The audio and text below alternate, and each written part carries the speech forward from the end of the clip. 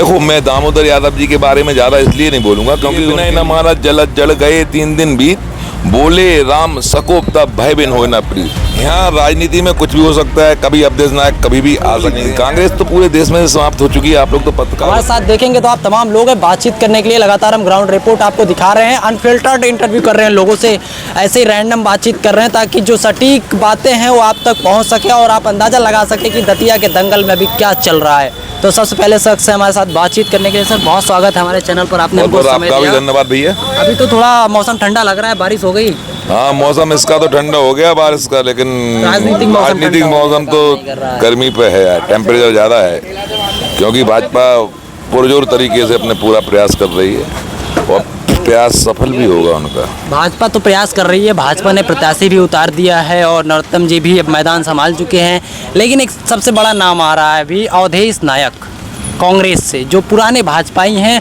कहा जा रहा है कि वो भाजपा में रिटर्न कर सकते हैं। उनके रिटर्न करने से क्या फायदा हो सकता है भाजपा? तो संभावनाएं, राजनीति संभावनाओं का केंद्र बिंदु है। यहाँ राजनीति में कुछ भी हो सकता है, कभी अवधेश नायक कभी भी आ सकते हैं और नहीं भी आ सकते हैं। उनके आने से स्वाभाविक है, भाजपा के वो पुराने कार्यकर्ता हैं और संघ से जुड़े हुए व्यक्ति हैं और उन्होंने अपना पूरा जीवन जो है वो भाजपा ही में दिया। किसी कारणवश उन्होंने भाजपा छोड़ दी थी।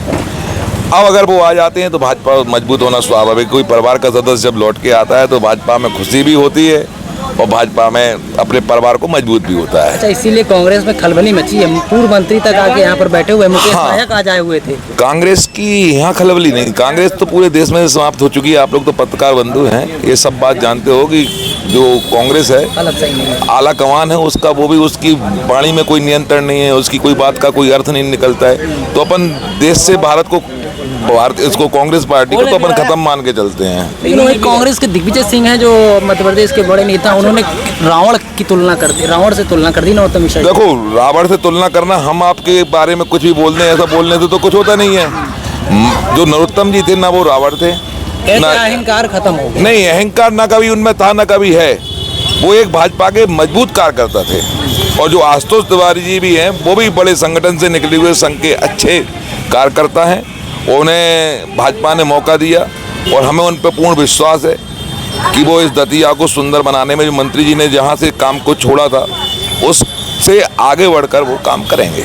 तभी एकजुटता दिखाई दे रही है। हाँ, हम लोगों के बीच में भाजपा परिवार में कुछ उठापटक हो जाती है, लेकिन परिवार में संगठित भी बहुत जल्दी हो जाता है। ये भाजपा एक परिवार की तरह है और आज भाजपा पुनः संगठित है और हम भारी मतों से आशुतोष तिवारी जी को सारी भाजपा जिताएगी, ऐसा हमारा मानना है। और माननीय नरोत्तम मिश्रा जी भी इसमें पूरे प्रयास में लगे हुए हैं, पूरी मेहनत कर रहे हैं, तन मन धन तीनों से। लेकिन लोग कह रहे हैं कि चर्चा चल रही, कसम क्यों खिलवाने की नौबत आ गई है? फिर कसम क्यों खिलवानी पड़ रही है लोगों को? कसम का एक कारण है दोस्त, क्या है कि उनसे लगाव लोगों को बहुत ज़्यादा था। कार्यकर्ता जो पुराने कार्यकर्ता थे उनको लगाव था, तो उनको जो टिकट कटा तो आहत तो होती है। जब आहत हुई तो उन्होंने अपने कार्यकर्ताओं को मनाने के लिए ये बात की रखी है कि मैं, जब आपका लीडर मैं हूँ ना, और मैंने बोला है कि आपको आशुतोष जी के लिए काम करना है तो सब आशुतोष जी के लिए काम करेंगे।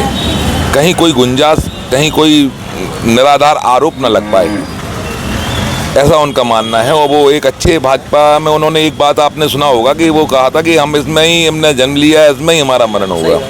तो वो ऐसे कट्टर भाजपाई हैं और संगठन से जुड़े हुए हैं, बड़े नेता हैं, है ना। अब ये तो टिकट कटना मिलना ये तो लगा रहता है, इसमें कोई विशेष बात नहीं है, ये बड़े परिवार में होता है।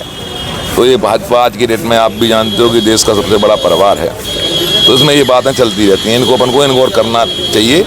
और आप तो जब 3 तारीख को आओगे तो यहाँ पे भाजपा आपको एक चीज़ मैं और पूछना चाहूँगा। यहाँ पर मैं लोगों से बातचीत कर रहा था, कुछ लोग कह रहे थे यहाँ पर त्रिकोणीय मामला होगा, क्योंकि एक आज़ाद समाज पार्टी के प्रत्याशी हैं दामोदर यादव, उनका क्या सीन है? थोड़ा सा देखो, मैं दामोदर यादव जी के बारे में ज़्यादा इसलिए नहीं बोलूँगा क्योंकि लिखे बिना न मारा जलत जल गए 3 दिन बीत, बोले राम सकोप तब भय बिन होए न प्रीत। तो हमारा कहने का आशा ये है कि बिना अपने प्रभाव से, वो प्रभाव एक सरल और सहज होना अच्छी बात नहीं, हमें कहाँ ताकत का उपयोग करना चाहिए, ये उनके पास इस चीज़ की कमी है, ये है उनका कारण। चलिए, बहुत बहुत धन्यवाद।